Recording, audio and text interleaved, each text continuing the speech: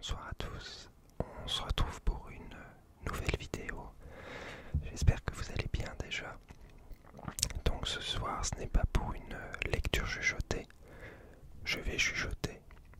Donc il manquera juste la lecture, mais on va lire malgré tout des livres photos. Voilà, je reviens avec quelques livres photos, 3 en l'occurrence. Ça fait un moment que j'avais pas fait ce type de vidéo. J'ai pas mal de nouveaux livres à vous montrer. En l'occurrence, 3 photographes américains. Désolé, il y a quand même beaucoup à chaque fois d'américains.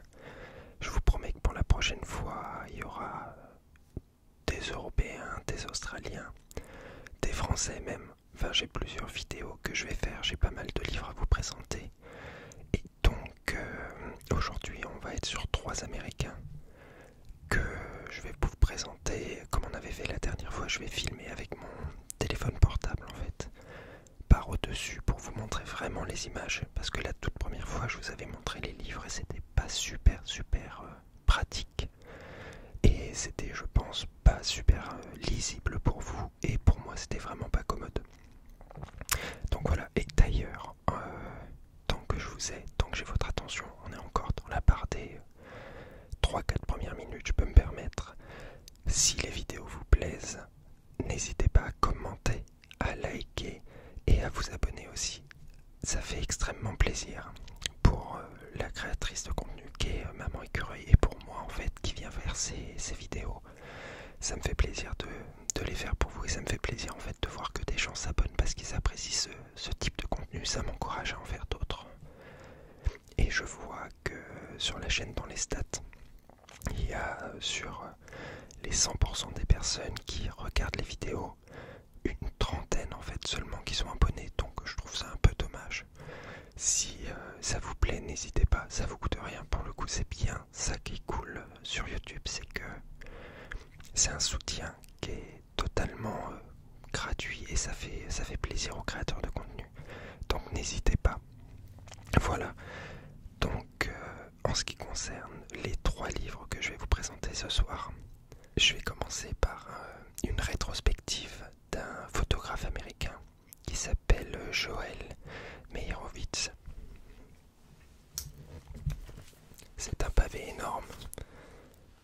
Voilà, c'est un morceau, ça aurait été compliqué de vous le montrer comme ça. Donc c'est un photographe qui a fait un peu de tout en fait. Du paysage, du documentaire en partie, qui est beaucoup connu aussi pour sa photographie de rue. Et donc dans la rétrospective, il y a tout son parcours, beaucoup d'images célèbres qu'il a pu prendre. Et on va regarder tout ça, on va passer un petit peu sur tous les types, et sincèrement c'est hallucinant.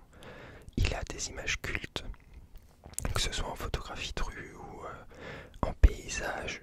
Enfin franchement, je trouve ça sublime. Et surtout c'est étendu sur près d'une 60aine d'années. Il a commencé la photographie en 1962. Il est né en 1938. Et enfin voilà, j'expliquerai un petit peu tout à l'heure. Mais Joel Meyerowitz, qui est un grand photographe extrêmement reconnu, extrêmement réputé aux États-Unis et à travers le monde évidemment. Ensuite, on passera à un second photographe américain qui est Gregory Halpern. Alors son livre n'a pas de titre à proprement parler, enfin si, c'est ZZYZX. Et c'est un photographe, on va dire qu'il y a une part de documentaire, enfin il y a un peu de... C'est assez mêlé, c'est très social comme photographie malgré tout. C'est sur toute la zone de Los Angeles, sur la pauvreté, sur la société, la façon dont les paysages évoluent, sur la façon dont les gens se comportent. Et enfin, c'est extrêmement poétique, je trouve ça extrêmement beau. Il y a quelque chose de très évanescent qui s'en dégage, et en même temps très dur. Il y a des images assez dures, mais évidemment je ne vais pas vous montrer les images assez dures. Mais sincèrement c'est splendide. Donc Et pour le troisième, il s'agit... Est-ce que la mise au point est bonne? Oui, la mise au point est bonne. Il s'agit d'American Geography de Matt Black. Donc Matt Black, pareil, qui est un photographe américain qui est né dans les années 70. C'est ce qu'on peut appeler en fait de la photographie sociale, un peu ça pourrait se rapprocher en fait par moment de ce qu'a fait Walker Evans. Je ne sais pas si certains connaissent, c'est un très grand photographe américain qui a photographié les États-Unis, la population des États-Unis pour un institut américain. Et en fait, il y a beaucoup de photos de ce qu'était la vie à l'époque. C'est dans les années... alors ça exactement, je ne vais pas savoir vous dire, mais je crois que c'était vers les années 30, 40, 50. Beaucoup, enfin toutes les photos en noir et blanc, magnifiques. Et donc Matt Black, c'est un peu le même genre. Son livre s'appelle donc American Geography. Et à la base, c'était Geography of the Poverty, quelque chose comme ça. Il a été second prix Pulitzer il y a quelques années. Et en fait, ça retrace l'histoire de la pauvreté à travers les États-Unis. Donc il a travaillé dessus pendant un paquet d'années. Il a commencé la photo il y a assez longtemps. Et ce livre qui est sorti il y a 2 ans, je crois. Et en fait, son premier livre, il n'avait jamais sorti de livre avant. Il a travaillé pendant des années et des années. Il a traversé les États-Unis dans tous les sens. Il est allé dans les endroits les plus pauvres. Et il fait ses photos, qui est une photographie documentaire sociale, en noir et blanc, relativement contrastée. Enfin, vous verrez tout à l'heure, les images sont splendides. Il y a beaucoup d'images qui sont que je vais pas montrer parce que c'est assez dur. Pas que ce soit dur parce que violent. Mais la pauvreté, ça peut prendre toutes les formes. Et donc il y a un peu de tout. Il y a beaucoup de textes aussi, je lirai pas parce que c'est en anglais. Mais c'est un livre splendide. Et objectivement, je pense que c'est un des plus beaux livres que j'ai vu ces derniers temps, enfin ces dernières années. Très émouvant, très social et très très beau. Donc voilà, pour les 3 livres, ça va être ça. Et donc on va commencer par Joel Meyerowitz, Where I Find Myself, qui est donc une rétrospective qui est sortie il y a 2-3 ans, je crois, et qui retrace dans les grandes lignes sa carrière de photographe, ses différentes périodes. Et voilà, bon, je vais vous montrer tout ça. Alors je vous remonte la couverture et ensuite on passera à l'autre vidéo filmée par le téléphone.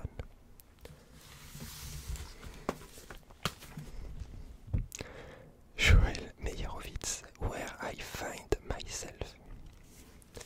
Alors donc, nous nous retrouvons avec Joel Meyerowitz et sa rétrospective Where I Find Myself. Donc on va commencer à regarder. J'ouvre le livre. Et donc nous allons passer tout de suite à la première image que j'ai sélectionnée. Alors là en fait, ce qu'il explique, c'est que en 2001 en fait, il a commencé à prendre des images depuis sa petite chambre qui était dans Downtown, je crois. Et il prenait régulièrement en fait des images de la lumière, la luminosité qu'il y avait sur la ville, avec en fond en fait les tours jumelles. Et l'image qui est à droite, c'est la dernière image qu'il a prise avant l'attentat du 11 septembre 2001, l'effondrement des tours jumelles. Et voilà, la photo est magnifique. Et pour parler process en termes de photographie, il est connu pour avoir fait beaucoup de photos de rue à l'appareil photo normal, un 35 mm Leica en fait. Et il a aussi beaucoup travaillé en large format, c'est-à-dire ce que vous voyez, les photographes sur un trépied, et le gros appareil avec le drap qui viennent mettre par-dessus la tête, et avec un négatif qui fait 8 inches par 10 inches, donc 1 inch c'est 2,5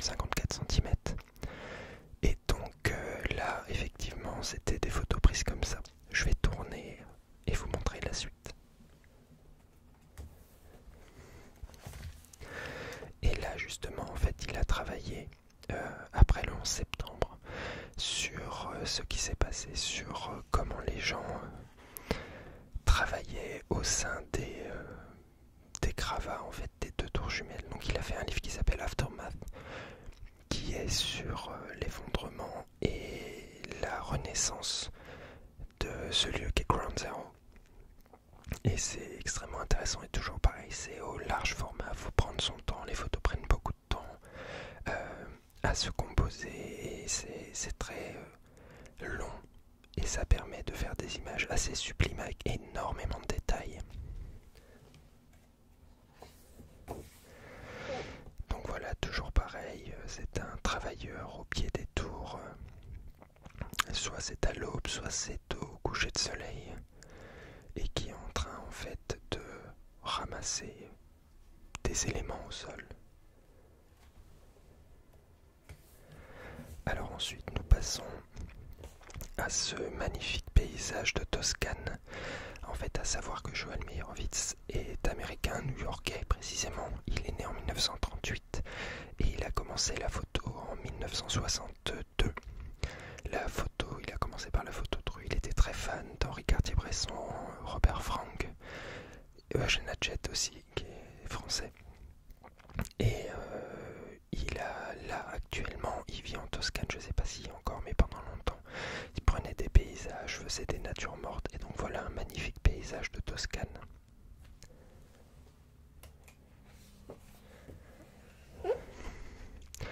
Alors ceci c'est une photo prise en France. Alors je l'ai mise parce qu'elle est prise en France, mais enfin voilà, c'est donc une flamme, une combustion prise sur un fond de ciel bleu. Je sais pas exactement où ça a été pris, je sais pas exactement ce que ça représente, mais enfin voilà, je trouvais la photo réellement esthétique, et donc voilà, je me suis dit que c'était plutôt sympa de vous montrer ça.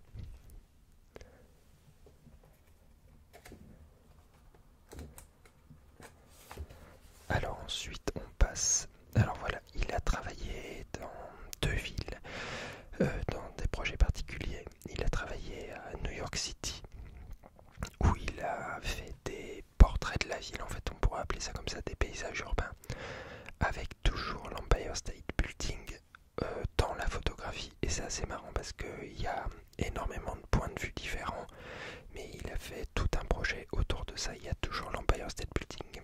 Alors comme vous voyez ici, l'Empire State Building il est au milieu et on le voit bien. Ça c'est le Flatiron Building, il ressemble à un fer à repasser en fait, c'est assez marrant. Ici on la voit là, enfin l'Empire State Building.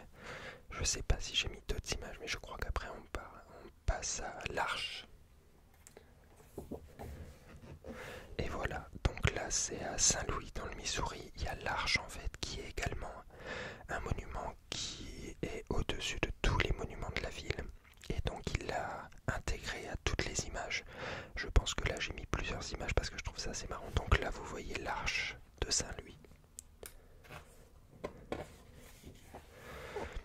Là voilà, vous êtes devant un restaurant qui s'appelle Archview, donc la vue de l'Arche, et on voit l'Arche pareil ici. Et donc il a fait ce qu'on pourrait considérer comme une définition de la ville par son monument, par laquelle la ville peut être connue. Et je trouve ça assez marrant en fait, c'est intelligent. C'est une autre vision de la ville au travers de ces éléments notables en fait.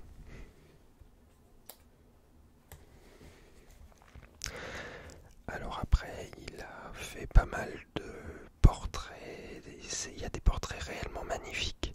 Il a fait pas mal de portraits sur la plage, c'est pareil au large format, des photos, encore une fois ça peut paraître anodin, mais dedans on voit, là c'est en 1977, dans les années 60-70, l'usage de la photo était relativement peu commun. Pour la photographie artistique, en fait, l'usage de la couleur était concrètement destiné à ce qui était publicité, à ce qui était mode, mais pas à ce qui était la photographie artistique. Et il fait partie de cette vague d'artistes à avoir démocratisé la couleur.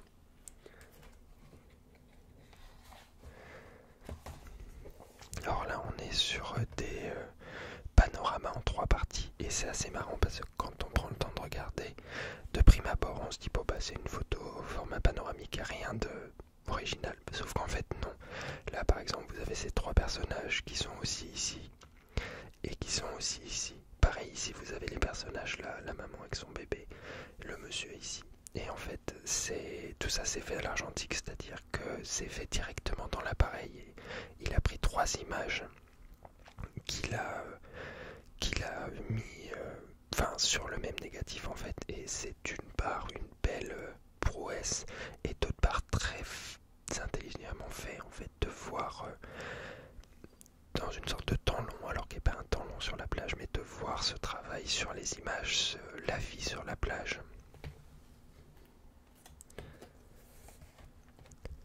Alors là on part sur un autre de ces travaux qui est je crois que c'est Provinston, qui est des paysages en fait, des paysages de bord de mer avec les couleurs et avec les différents moods entre guillemets qu'il peut y avoir sur la plage, des ciels ombragés, des ciels chargés de couleurs, de coucher de soleil ou de lever de soleil, et des photos assez magnifiques. Ensuite, là c'est une série sur la Floride, pareil, des paysages urbains. Je trouve ça très esthétique, enfin je veux dire c'est beau à regarder, ça parle des loisirs aussi, en l'occurrence des Américains, mais il pourrait y avoir le même genre de travail fait pour les Européens et les Français. Donc voilà, je trouve ça très, très esthétique. Et cette image fait partie de Cape Light, qui est son premier livre, qui est un livre en fait sur les... je me rappelle plus, mais c'est tout le bord de mer autour de... le long de Long Island. Et les photos sont sublimes, là, toutes ces couleurs, là on parle de photos qui ont été prises en 1977, encore une fois. C'est pas quelque chose de récent, c'est vraiment un travail original, personne faisait ça avant. Et ces couleurs dans le ciel, tout ça fait au large format, les détails qu'il peut y avoir, et on voit à quoi ressemblaient en fait les paysages urbains à l'époque. Toujours la même chose, des photographies prises de nuit en fait. Là potentiellement c'est éclairé par les phares d'une voiture. Et ici, celle-ci que je trouve exceptionnellement belle. Ce bâtiment plongé dans la nuit, le ciel au-dessus qui est assombri, et au fond le coucher de soleil à travers l'ouverture. C'est quelque chose de... je trouve ça très émouvant en fait. La nature révèle de telle beauté que je trouve ça exceptionnel. Alors ensuite on passe ici, là c'est une photo de 1976, au travail en fait de photographe de rue. Il fait partie de cette génération avec aux États-Unis Gary Winogrand, qui est un très grand photographe de rue, à avoir documenté l'espace public, la profusion des signes, la façon dont les gens s'habillaient, la façon dont ils vivaient, les interactions. Et Meyerowitz, il y a des images exceptionnelles.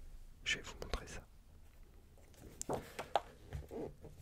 Celle-ci par exemple, ça peut paraître anodin, mais il y a toute une atmosphère. Ça parle de New York, ça parle de la brume, de ces immeubles qui découpent la lumière. Là ici, nous avons deux ombres qui rappellent les deux corps ici. Et il y a une ambiance, une atmosphère qui fait penser New York en fait. Et la photographie de rue, c'est ça, c'est donner à voir des lieux sans forcément donner trop à voir, mais laisser imaginer. Alors là on saute pas mal de pages, je sais pas ce que j'ai fait. Ah voilà, celle-ci c'est une photo qui a été prise à Paris, et encore une fois c'est dans l'espace public, on sait pas trop ce qui se passe, on sait pas pourquoi cette personne est au sol. Là il y a ce travailleur qui a un marteau à la main, on se demande un petit peu ce qu'il fait, est-ce que c'est à cause de lui que la personne est au sol, est-ce que il y a eu un accident, c'est toujours pareil, un accident entre guillemets, c'est une occasion de photographie.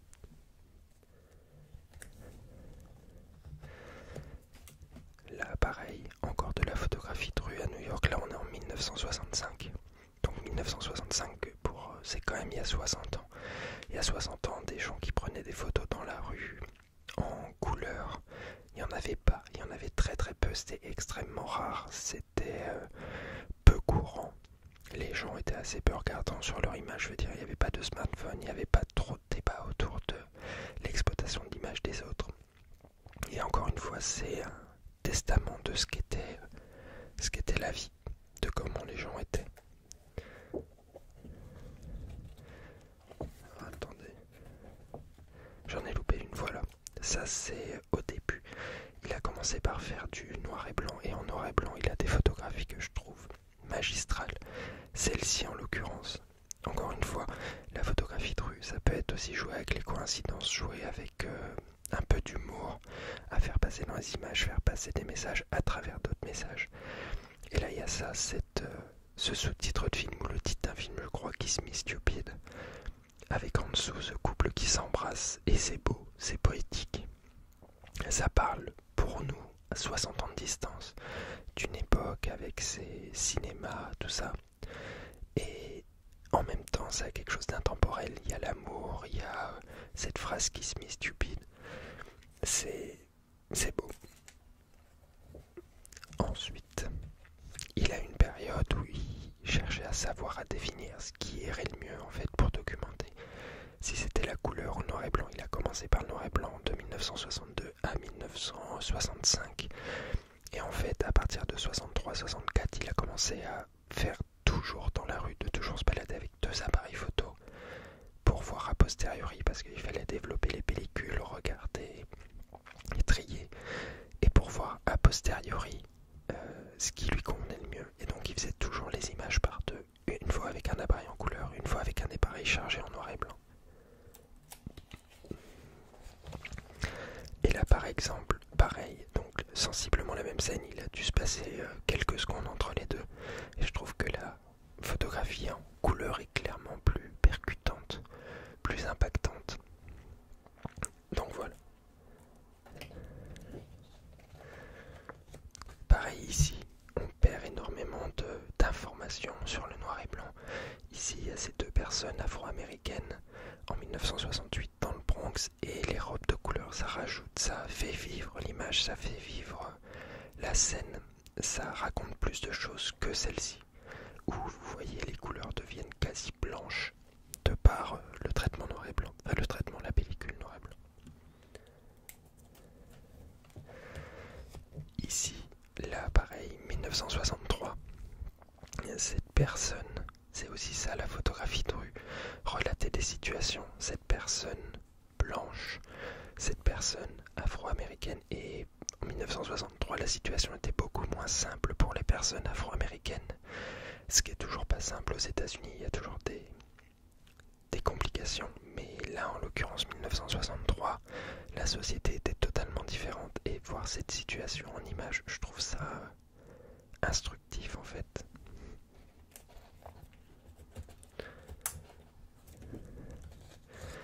Cette photographie exceptionnellement belle 1963 de ce petit garçon qui était sûrement en train de jouer auparavant avec ses amis, un pistolet à la main braqué sur potentiellement son petit frère ou sa petite sœur dans le landau. C'est amusant, il n'y a rien de grave en soi, ça fait sourire. Et je crois que l'image suivante c'est ma préférée. Voilà, donc celle-ci très marrante évidemment, celle-ci festive, celle-ci je la trouve proprement géniale. C'est réussi à un point extrême, enfin je veux dire l'alignement de tout, y avoir pensé, enfin je trouve ça beau, et c'est de la poésie pour moi, c'est de la poésie, c'est il y a une émotion malgré tout, c'est de l'humour, c'est toute l'intelligence du photographe en un cliché. Donc voilà pour ce livre. Je vais passer au livre suivant. J'espère que ça vous a plu. Évidemment, ça ce sont des ouvrages édités en grand nombre et vous pouvez facilement les trouver sur n'importe quelle plateforme de vente sur internet, mais également dans les librairies, à la FNAC, les Cultura, je pense, ça doit pouvoir se trouver. C'est un auteur qui est très connu, c'est un livre référencé pense, qui, vu le nombre de pages et le nombre d'images, tout le texte qu'il y a dedans, toutes les explications coûtent vraiment peu cher. Enfin, je crois que je l'ai eu pour une cinquantaine d'euros, ce qui est vraiment pas énorme en soi quand on compare ce qu'il y a à l'intérieur, ce qu'on peut en tirer, le temps que ça va nous prendre à absorber tout, à digérer les images, à apprécier. C'est vraiment pas grand chose. Ça peut faire un beau cadeau de Noël pour quelqu'un qui aime la photographie. Donc il y a voilà un peu de photographie de rue, photographie de paysage. Il y a vraiment tout pour un passionné de photo, c'est assez plaisant. Et ça sort un petit peu des classiques, des Sébastien Salgado, des Macurie, du Sempiternel, La Terre vue du ciel de Yann Arthus Bertrand. Voilà. Donc j'espère que ça vous a plu. On va passer au second livre, qui est celui de Gregory Alpern, qui est donc ZZYZX. Le titre est splendide. Et vous verrez le visuel. En fait, c'est une référence à une image du livre. J'espère que j'ai noté, parce que j'ai tout bien fait. J'ai mis des petits post-it un petit peu partout pour pouvoir me retrouver facilement dans les images. Et pas vous montrer celles qui ne sont pas YouTube compatibles, on va dire. Donc voilà, on va partir sur Gregory Alpern, ZZYZX. Donc voilà, c'est un livre qui a été fait sur Los Angeles, sur la zone de Los Angeles, les populations pauvres, la façon qu'ont les gens de vivre, et donc je vais vous montrer ça.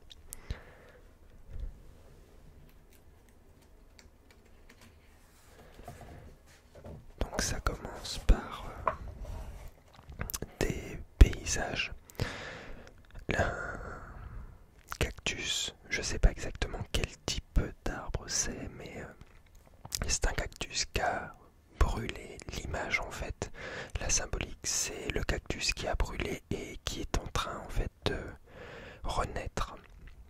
Et c'est un peu ça l'idée, c'est une idée de résurrection. Donc voilà la première image qui est sincèrement splendide. Alors toutes les photographies sont faites au moyen format argentique, toujours pareil. C'est de la pellicule Portra 400 qui est faite par Kodak, et l'appareil c'est un Pentax 6x7 pour ceux qui aiment savoir pour le matériel.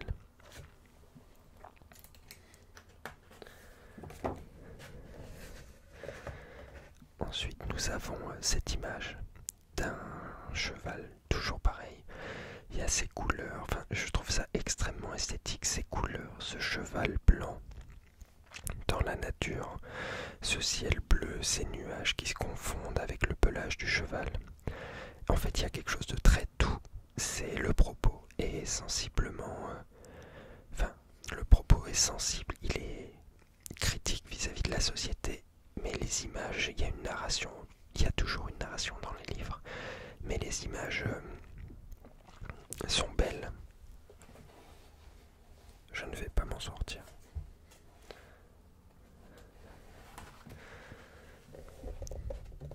Donc là, nous passons sur un portrait. Je pense que c'est pas cette image-là que j'avais prévu de vous montrer, mais en soi, elle est pas gênante.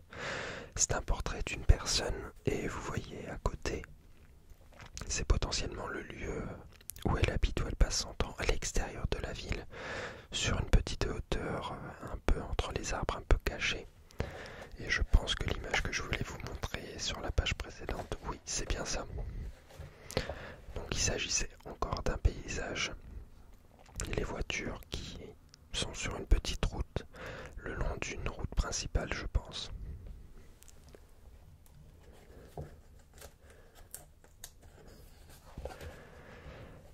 Ensuite, nous avons ces deux images, donc celle-ci qui est extrêmement géométrique. Il y a un sentiment de désordre en fait dans l'image, les panneaux un peu en forme de losange rectangulaire. À côté, ces chaussures dans un arbre. En fait, il y a quelque chose de très symbolique dans le propos de Gregory Alpern. Il y a une interprétation. Il faut prendre le livre, le regarder du début à la fin, et on y comprend ce qu'il a voulu dire.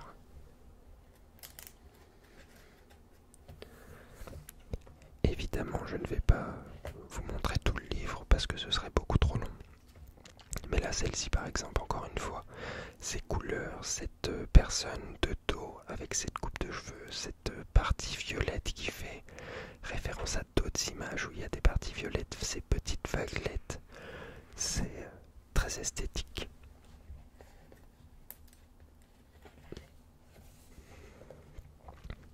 Là voilà par exemple, je ne sais pas exactement, je pense que c'est une personne de dos habillée dans une sorte de tenue en strass bleu.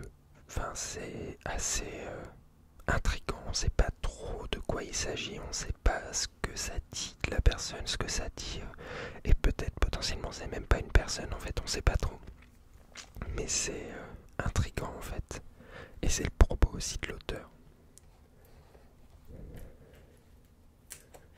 C'est une image que je trouve exceptionnellement belle, ce petit oiseau noir posé sur le trottoir. Cette photo avec cette très faible profondeur de champ qui fait que tout est nimbé d'une sorte de flou assez énigmatique. Ce petit oiseau tout seul avec une zone de netteté qui est juste ici. Ces flous-là, ces flous-là. Et lui au milieu, on ne sait pas trop pourquoi il est posé comme ça sur le trottoir. Comme on ne sait pas trop pourquoi certaines personnes dans le livre sont là où elles sont.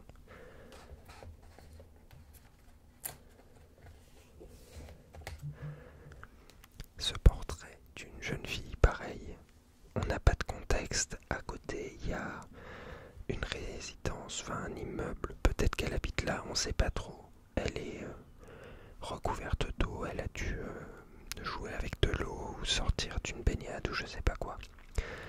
Et voilà, il y a sa photo qui est splendide.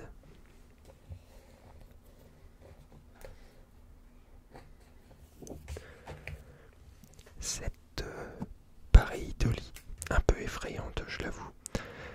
La pareidolie, c'est lorsqu'on peut déceler dans un objet, dans un bâtiment, dans une matière, une forme de visage. Donc voilà, là c'est une pareidolie de visage un petit peu effrayant, à l'image de ce que peut être une grosse ville pour des personnes sans abri.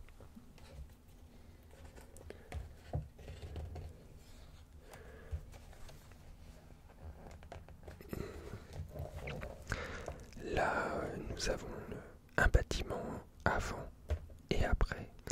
Destruction potentiellement, je ne sais pas, il y avait peut-être des résidents à l'intérieur qui se sont donc retrouvés sans abri après ça.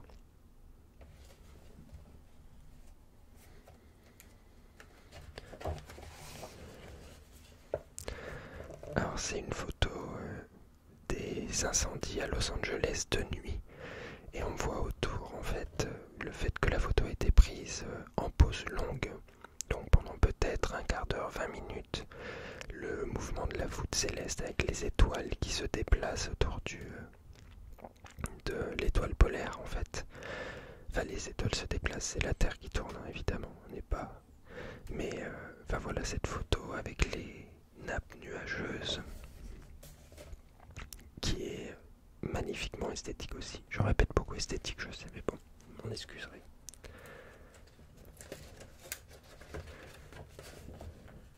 Alors, je sais pas trop ce que j'ai mis. Voilà, cette dernière image. Pareil, c'est assez énigmatique. On ne sait pas trop ce qu'on voit, ce qu'on regarde. C'est la plage avec un rectangle de lumière en son centre qui répond en fait au coucher du soleil. Donc, qui termine comme peut-être un espoir pour l'avenir. Donc voilà le livre de Gregory Halpern, ZZYZX. Comme je vous avais dit, c'est un type de livre et un type de photographie qui est totalement différent. C'est une autre approche, plus documentaire, avec, on sent quand même une grande part d'humanité dans l'auteur.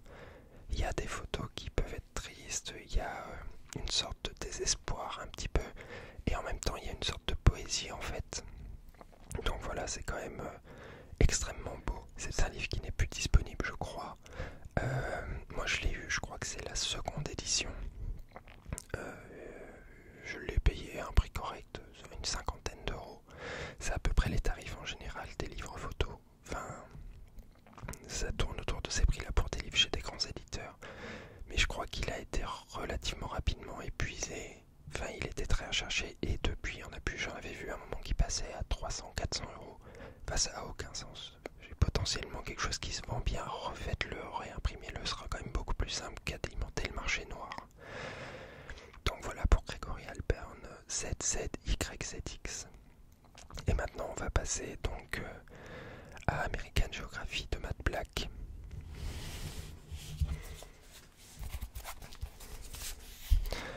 Voilà. Donc là, vous voyez, j'ai changé de post-it, j'ai mis du rose. Je me suis senti un petit peu original. Je suis passé du jaune au rouge, enfin au rose. Donc voilà, je vous retrouve après la lecture de ce livre, en espérant que cela vous aura plu. Et ce sera donc le dernier livre aujourd'hui. Alors, American Geography. Voilà, je vous disais qu'il avait travaillé pendant des années. Et là, en fait, vous avez la carte des États-Unis avec toutes les villes qu'il a visitées durant son voyage, durant son aventure pour documenter et cartographier la pauvreté aux États-Unis. Donc on peut voir que c'est quand même assez impressionnant en termes de nombre de villes et de lieux traversés. Donc des images extrêmement contrastées. Celle-ci que je trouve extrêmement forte de cet homme, la tête appuyée sur un poteau. On ne sait pas trop pourquoi, et il n'y a pas toujours besoin de savoir pourquoi. On voit que ça se passe au Texas. C'est à El Paso exactement. Et je trouve l'image extrêmement forte. Il y a un sentiment de désolation. On ne sait pas pourquoi ça se produit, on ne sait pas quelles en sont les raisons. Et finalement, c'est pas ça le plus important. Ce qu'on voit, c'est une impression de tristesse, de désespoir.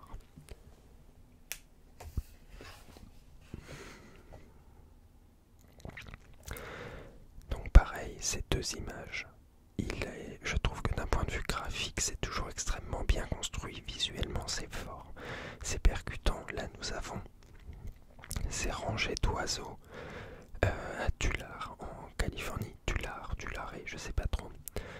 Et ici, nous avons pareil, encore cette personne seule, cette personne qui traverse un bloc sûrement devant ce vieil immeuble un peu délabré, les pierres abîmées, la peinture tombée, les inscriptions fatiguées. Et donc voilà, il y a cette sorte de séparation entre l'ensemble des oiseaux ici sur les lignes et ici cette personne seule dans un espace normalement relativement vivant, qui est une ville, que sont les rues d'une ville. Pareil encore, c'est d'un point de vue esthétique, c'est magnifique, les deux images se répondent. Cet envolé d'oiseaux, les formes, les ombres, encore une fois extrêmement contrasté, extrêmement dur en termes de visuel. Et ici pareil, les ombres projetées d'un rideau, d'un drap, de quelque chose laissant passer le jour. Et visuellement c'est fort. Encore une fois, je ne vous ai pas mis d'image de personnes réellement qui auraient pu mettre mal à l'aise les gens. Donc je vais faire petit à petit, il y a un petit peu de tout, il y a quand même des gens, mais j'ai pas mis d'image trop forte non plus. Là voilà quelque chose que je trouve très fort. En fait pendant tout son trip, il a récupéré plein d'objets, vous le verrez après, je crois que j'en ai mis. Il a récupéré aussi beaucoup de panneaux que les gens utilisent pour demander des choses en fait quand ils sont arrêtés au bord de la route ou quoi. Il les a récupérés, il les a photographiés, il en a gardé.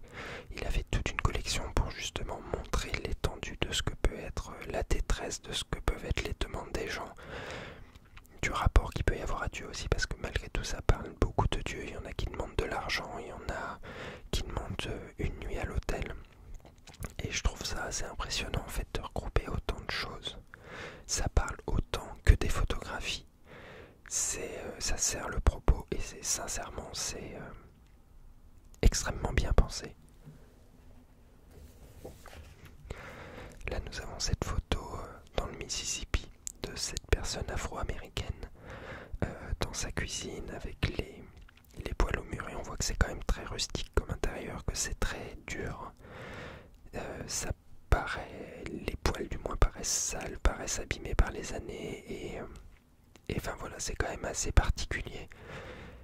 C'est aussi une image de la pauvreté. Il n'y a pas que la pauvreté dans la rue, il y a aussi la pauvreté dans la façon qu'ont les gens de vivre, parce que pas de possibilité de faire autrement.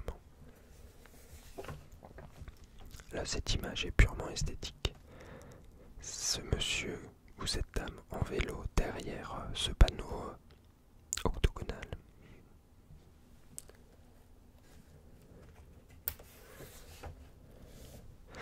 Voilà, encore une fois, ici dans le Missouri, cet enfant, je pense, c'est robe de mariée.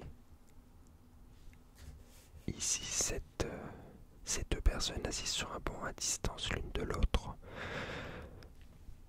Encore une fois, on peut y donner le sens qu'on veut, on peut y donner le sens qu'on nous a donné à partir du titre, à partir du propos. Mais c'est une aventure. Alors là voilà, de la même manière qu'il l'a fait avec les panneaux, des gens qui étaient au bord de la route, qui demandaient à faire du stop, qui demandaient un logement, de la nourriture, de l'argent, une chambre en motel. Il a récupéré tous les couverts qu'il a pu trouver, donc tous les couverts cassés, tout ce qu'il a pu trouver au bord de la route ou en d'autres endroits en fait, les choses utilisées par les gens pour survivre. Et il en avait une double page.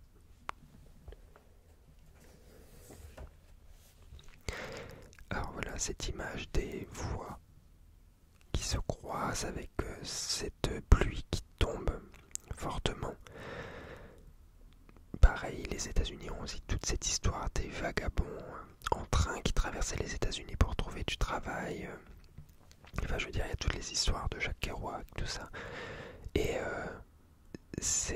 des fois, ça tourne un peu au mythe fondateur, tout ça, de ce que peut être l'Amérique en termes d'aventure. En soi, c'est pas toujours une aventure, c'est pas toujours voulu d'être un vagabond.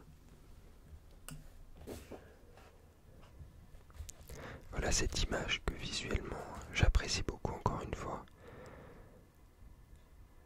C'est esthétique, c'est fort, enfin il y a un sentiment de désolation toujours, enfin je veux dire ces images sont pas très joyeuses, mais émotionnellement je trouve ça chargé.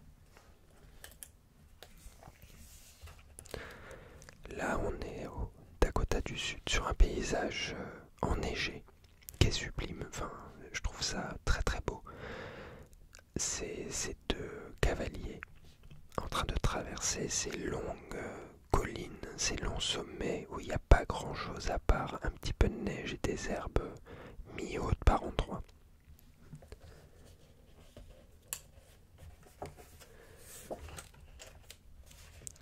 Et là, ces deux dernières images pour terminer sur ce livre. Donc cette personne tatouée, Village Center, Dakota du Sud, dans le village de Little Eagle. Enfin le village, je sais pas réellement si on dit village aux États-Unis, je suis pas sûr que ce soit approprié. Et ici cette image des routes qui se croisent, encore une fois, toujours cette route qui se croise et ces détritus un petit peu partout au sol. Voilà, je trouvais que c'était une belle image pour clore le chapitre de ce livre et le propos. Donc voilà, j'espère que ce livre vous a plu aussi. Donc c'était American Geography de Matt Black. Comme les autres, c'est facilement trouvable en librairie, vous pouvez le commander chez vos libraires, il n'y a aucun souci, je vais essayer de refaire la mise au point. Vous pouvez facilement le trouver chez vos libraires, il n'y a aucun souci, ils peuvent le commander. Vous pouvez également le trouver à la FNAC et sur les plateformes évidemment de vente en ligne. Après c'est imprimé, édité par un éditeur français qui est La Atelier EXP. C'est Xavier Barral, je crois. Oui, c'est bien ça. Édition Xavier Barral. C'est une maison d'édition française. Donc au pire, ça peut même se commander directement sur le site de l'éditeur. Et voilà. Donc j'espère que les photos de Matt Black vous ont plu. Je vous avais prévenu que c'était quand même quelque chose d'un petit peu plus sombre, d'un petit peu plus tranchant, assez contrasté, autant en termes d'image que de la perception qu'on peut en avoir. Mais c'est un beau témoignage en fait. Et c'est aussi à ça que sert la photographie. La photographie, c'est un état des lieux. C'est une possibilité de montrer à un instant donné ce qu'a été la société, le monde, les gens, n'importe quoi en fait. Tout ce qui peut se passer dans notre monde, ça permet de donner un point de vue à un moment donné sur ce qui s'est passé, comment ont été les choses, de quelle façon vivaient les gens. Enfin, je veux dire, Meyerowitz par exemple, ça nous permet de voir dans les années 60 comment s'habillaient les gens, comment ils vivaient, à quoi ressemblaient les rues, comment étaient les voitures, quelles étaient les habitudes. Et en fait, c'est ça qui est fort avec la photographie, c'est que ça nous donne à voir et en même temps, ça nous laisse une part d'imaginaire. Il y a toujours une part d'imaginaire dans la photo, rien vous est imposé. Évidemment, l'artiste, le photographe, transmet sa vision des choses. Il y a toujours un angle qui est donné, un point de vue, un style qui est donné par l'artiste, des partis pris qui soient en termes de couleur, en termes de traitement d'image, en termes de sujets traités. Mais la photographie, malgré tout, c'est un moyen mémoriel d'avoir une histoire en tant que pays, en tant qu'humanité, en tant que culture. Et c'est vraiment quelque chose de magnifique pour ça. Il n'y a pas de limite à ce que la photographie peut nous offrir. Il y a des photographes qui sont du début du siècle, du début du XXe siècle, qui ont concrètement montré le monde, nous donne à voir ce qu'était le monde à l'époque. Et il y en a toujours aujourd'hui qui perpétuent ces traditions, qui ont besoin de témoigner et d'offrir aux gens leur vision des choses, et sans pour autant que ce soit une vision biaisée, sans pour autant que ce soit une vision qui triche. Enfin, je veux dire, la photographie de rue, on en reviendra parce que je vous ferai spécialement des lectures de livres de photographie de rue, parce que c'est quelque chose qui est assez peu connu. Vous en avez eu là un aperçu avec Meyerowitz, mais il y a une scène de photographie de rue qui est exceptionnelle et qui va d'Henri Cartier-Bresson à des photographes très récents et très talentueux. Et en fait, la photographie de rue, qui est donc le fait de photographier la rue, l'espace public, de manière candide, sans que les gens posent, sans demander l'autorisation. Et la photographie de rue, c'est un témoignage d'une époque. Ça peut prendre plein de formes, ça peut jouer sur les couleurs, ça peut jouer sur des situations amusantes, ça peut jouer sur des coïncidences, ça peut se passer dans des lieux hauts en couleur ou dans des lieux relativement ternes. Enfin, il n'y a aucun lieu qui peut en être exclu. Et ça permet en fait de comprendre que le monde est vaste et varié. Et c'est ça qui est magnifique avec la photographie, c'est qu'on nous donne à voir ce qui existe. Et ce qui existe, ça dépassera toujours notre imagination. Parce que le monde est plein de ressources, plein de surprises. Les gens le sont aussi. Et en fait, on est toujours étonné de ce qu'on peut voir et rencontrer.